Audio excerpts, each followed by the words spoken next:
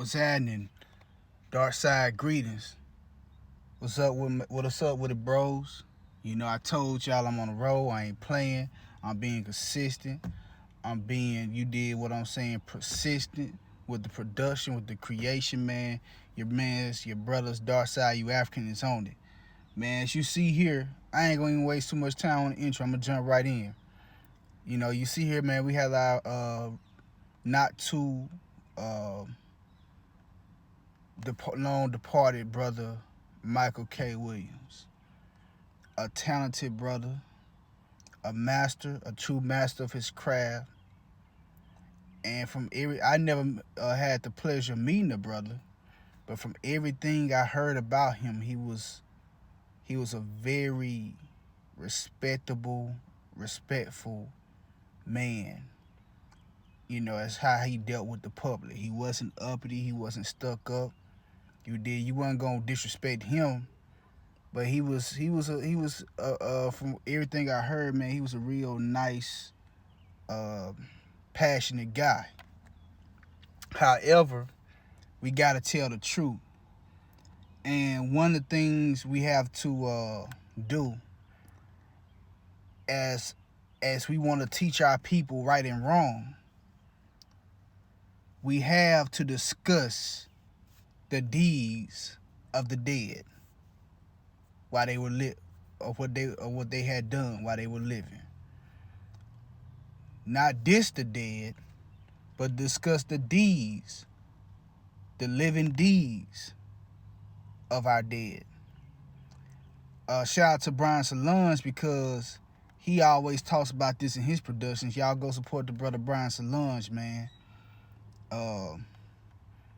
He always talks about this in his productions, that in the black community it has become taboo to talk about dead people who may have done some very delectable things in their lives, but because they're dead, we don't say nothing about them. We just continue to put them on a pedestal, and we just continue to put them on the pedestal and worship them. And that has to stop, because in the case of brother Michael K. Williams, he made some grave mistakes. And I'm being respectful. I'm not going to I'm not faking. I'm not clout chasing. All the nice things I said in the beginning of this the video about this brother, I stand to those things. You know what I'm saying? I'm not going to call the brother out of his name. I'm not going to just blatantly disrespect the brother, but the brother was wrong. The brother committed moral crimes against African manhood. And I know some of you guys don't like to call yourselves African, but I identify as African. So if you don't want to use the term African, if you want to replace it with ADOS, FBA, Moorish, Hebrew, Aboriginal, hell, some of y'all just want to be American, human. It is what it is. I'm not hating, but for me, I use the term African. And so this dude, some of y'all just want to say black. This dude committed moral crimes against African manhood, against black masculinity. You know, when I heard that he passed, I already knew what it was. The listed cause of his death may be drug overdose, acute drug overdose, combined drug overdose, whatever they want to call it. That just may be what's listed on the autopsy report. That may just be what's listed as it relates to the media. But the brother died of spiritual, of a spiritual heart attack, of a spiritual stroke. Because Michael K. Williams knew that playing in those gay roles wasn't what he was supposed to be doing as a black man. He knew That wasn't his path. And that hurt him. Yeah, he seen in the public eye, he seen the gloat in being a gay icon. And for those who might not understand, a gay icon, to be a gay icon, you don't necessarily have to be LGBT, but you do a lot of things, particularly like, as far as acting, you might play a lot of characters who might be gay, or you might play characters who may be sympathetic to gay people, or even off screen, you may be participating in cause in advocating what they call LGBTQ rights. And Michael K. Williams was on it. But that's not what that brother wanted to be.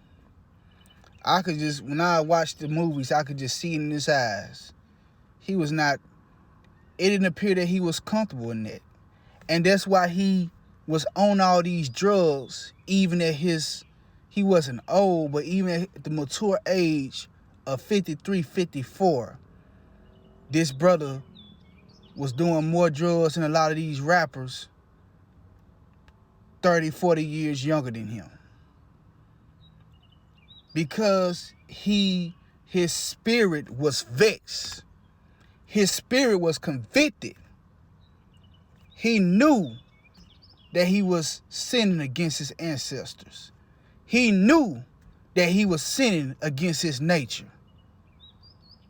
He knew he was too talented and too gifted. The Creator gave him too many gifts for him to be using them the way they were using it, the way he was using it. But this is what happens. And this is why, even though I criticize our brothers in entertainment,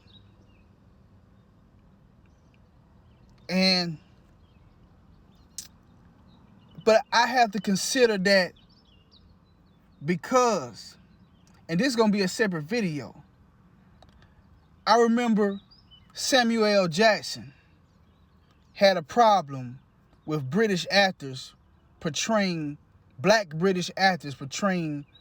African Americans in a lot of these productions. And when I heard that, I say, I feel you, Samuel L. Jackson, but goddamn it, all you motherfucking successful African American film producers and creatives and television stars, why the fuck have you not gotten together and created an apparatus to ensure that African Americans was receiving their just due on the big screen? You see, talk is cheap with me. So, in the context of that, I understand you have brothers who are creative, who can't work a 9 to 5. That kills their spirit. That's why I look at people who get on YouTube crazy. And I understand it gets tiring and it gets aggravating when many of your favorite YouTubers say, hit that Cash App, hit that PayPal. And you're like, God damn it, man, I gotta work 9 to 5. I gotta own this business, this real business selling products. I had to go to school and go into debt to get this degree. And this motherfucker is hounding me for, instead of teaching the content, he's hounding me for Cash Apps and PayPals and Venmos and Super Chats. And I understand some of these brothers, their content doesn't add up with the donation or the contribution that they're asking for. I understand that. However, I also understand that a lot of us, man, are creative, and the way this shit is set up,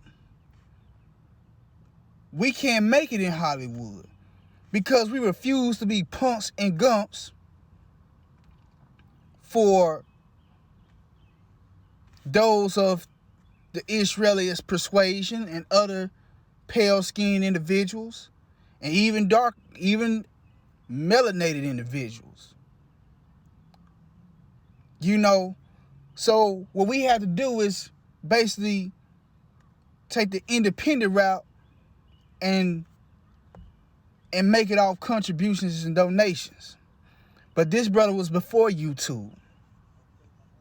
He came in before social media blew up. And I'm not making any excuses for a man to betray his dignity. But I understand, I can see why a creative brother like this would sell his soul to become an on-screen degenerate, which translated, unfortunately, to him being a degenerate drug addict in his real life. Because these people, man, they already got you in a bind. And that's why black men, that's why I push, the main thing I push, man, is black men accepting and embracing rulership, leadership, patriarchy. Because we're going to build these institutions. I love my African center brothers, but these women are not going to build these institutions. They may support them once they're built and once they're established, but they're not going to build them. I don't give a fuck how many Ida B. Wells and Queen Nzingas and Yaya Santes was and Fannie Lou Hamers and Queen Mother Moores. Those women were the exceptions, not the motherfucking rule. You dig? So, but this brother's spirit was vexed, man. He knew he had no business. Man, I seen one of his last portrayals, man, and goddamn me, I did it's a video on this channel I did about it in Lovecraft Country. When he was engaging in those sexual acts with the light-skinned drag queen dude, I could just see through the screen, man. I could just feel it through the screen, pause, that he was not comfortable in doing that role, bro. I could just feel his energy that, damn, man, I'm almost 60 years old and I'm still portraying to be a punk. I'm still emulating a gump. And I'm a heterosexual man in real life. And that's another thing, man. All these networks be fucking over black people. But HBO is boldly fucks over black people, bro. HBO will give you some quote-unquote pro-black woke content, but then they'll have shows like Sopranos, Oz, and this last shit that just James Franco bullshit, The Deuce. They'll just have shows on there that just make black people look like straight up bitches and buffoons. And when I say bitches, I mean just make black people look like weak motherfuckers who ain't hitting on shit and get their ass whooped by everybody. But then they'll turn around and give you some fake pro-black, fake diet woke bullshit like Issa Rae, Insecure, like Lovecraft Country. Come on, man. You know, we got to stop falling for the okie doke. But when you don't have a patriarchal rulership mind, when you don't have a patriarchal nationalistic mind, you'll fall for those okie dokes. And Michael K. Williams, man, and I wasn't going to put any pictures of the brother in any of those homosexual roles he was playing in, because I wanted to put a respectable picture of the brother, because the brother was a respectable person. I know people who met him personally. He was not an asshole. He was not uppity. He was a stand-up dude. But he still committed treason against his African brethren. You know what I'm saying?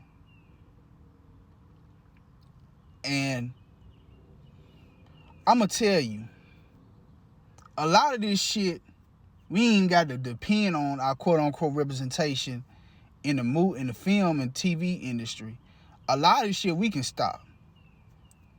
Now, no disrespect to my brothers in Baltimore. I know some good men, some stand-up righteous black men out of Baltimore. But goddamn, y'all really let these people portray to the whole fucking world that a punk was the most gangsterest motherfucker in your city. And then the part about the dude being a punk, that's some made up shit. Like, he's based on, because, you know, he had some of the real individuals in the show with him. He's based on real people, but the punk part was totally fabricated.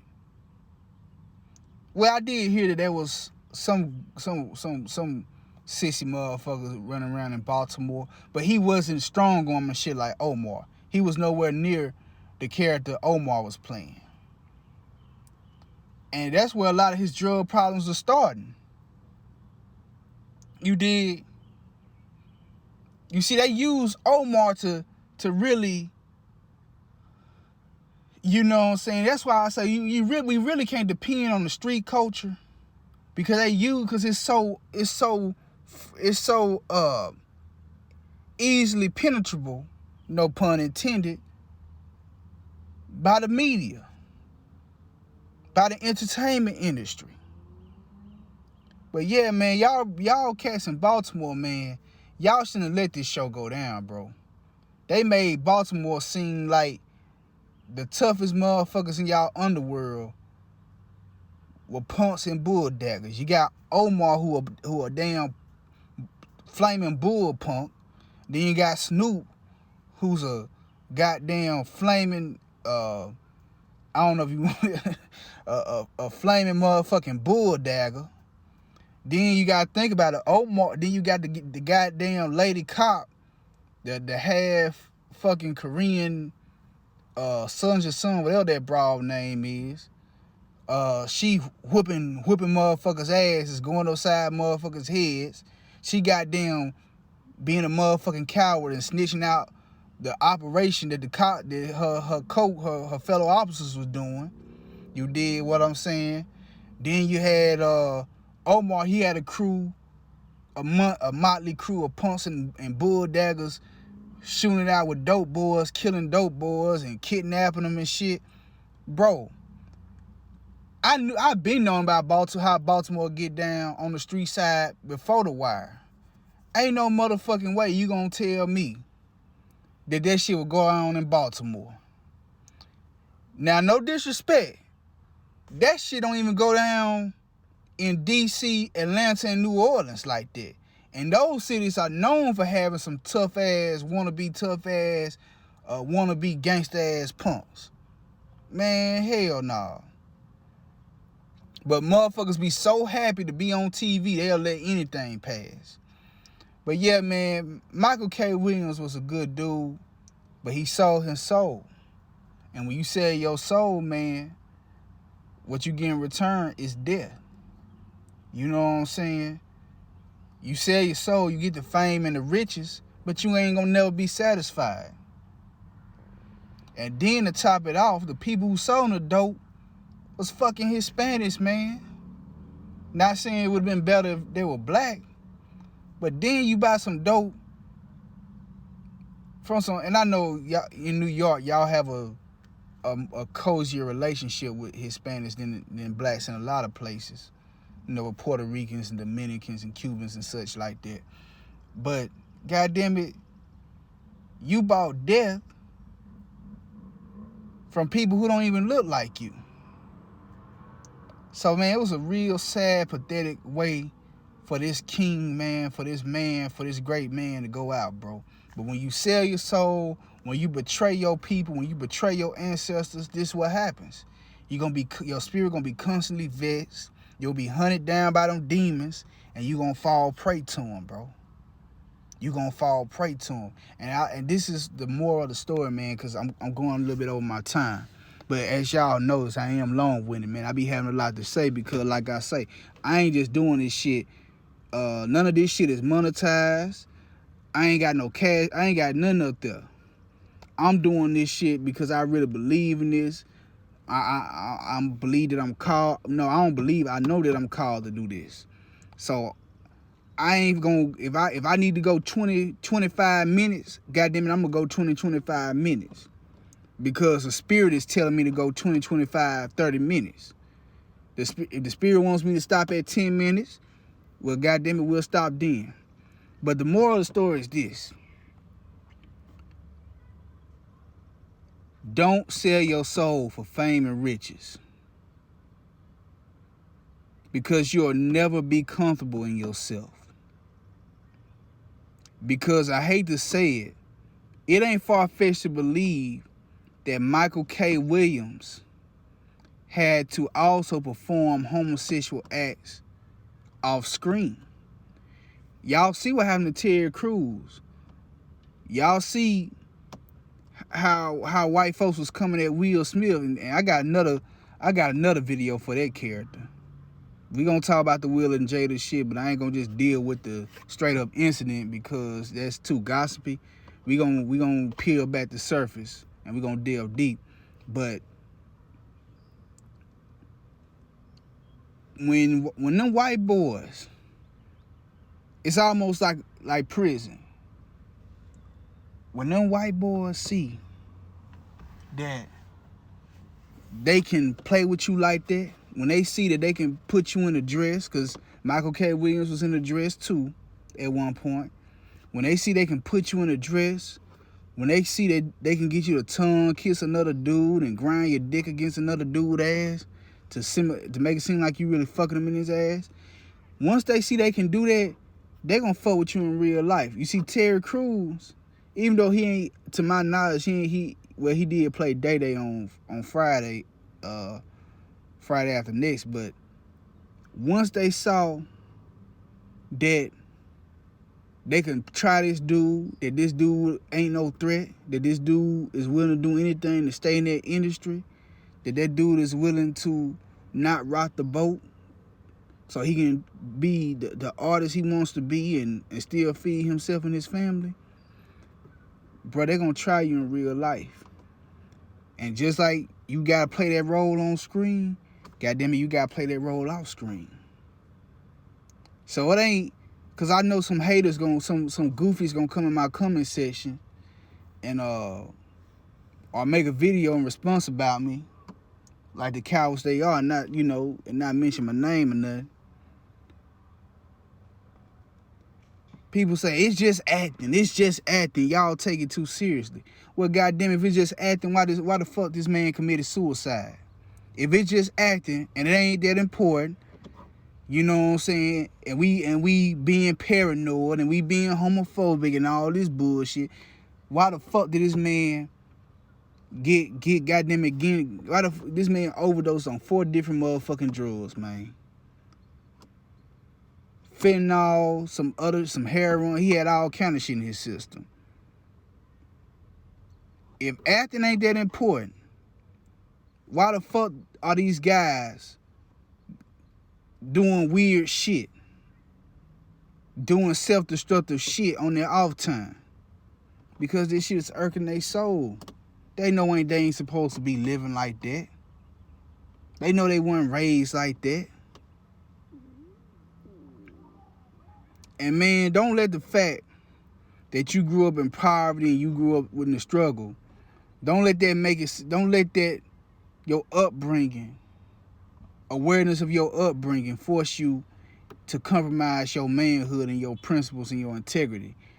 Because you see Hollywood, man, them Peckerwoods, they look for people who've been abused. That's why they love Tyler Perry. They look for motherfuckers who've been raped and molested. You see, it's the motherfuckers who had the worst childhoods and adolescents get the most clout, because they know all they gotta do is say, hey, you wanna go back to that?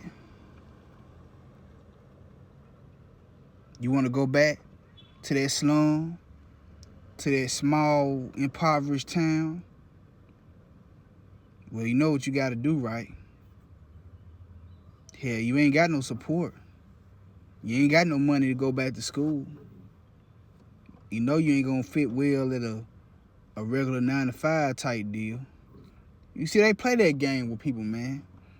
That's why black men, we gotta embrace rulership and build our own institutions and build our own apparatus, so our brothers won't have to resort to emasculate themselves. Now, if you a homosexual, you want to play those roles, that's on you. But if you a straight man, you shouldn't do that shit, man. I mean, it's plenty of punks and guns to play them roles, man. But like I say, man, they want to do this to our people, man. They wanna make us weak, and they wanna make the black man a big ass sissy, and they use people like, unfortunately, Michael K. Williams to do it. But man, rest in peace to Michael K. Williams, man. If there is a heaven, I hope he goes. I don't wish any. He was still a great man. I mean, his acting in fucking Boardwalk Empire was straight up fucking Oscar quality, bro. Surpassing, man. Fuck, I ain't gonna use them people to as a barometer to rate our people. So fuck the Oscars. That brother was a true artist, man, a true actor, man. And but he committed treason against his people, against his manhood, and that would cause him to take that fatal batch of drugs. It wasn't drugs that killed him. It was guilt and shame that killed him. So with that being said, man, Darkside, you African, y'all stay tuned. More hot heat coming, more hot content coming. Y'all keep rocking with me. Like I say, it ain't just me, it's us. This ain't a moment, it's a movement. Man, we gonna take this shit back, man. Darkside, you African, over and out. Copy. Oh yeah, like, share, subscribe, and comment whether you agree or disagree. We can dialogue, we mean. You did what I'm saying. Gone.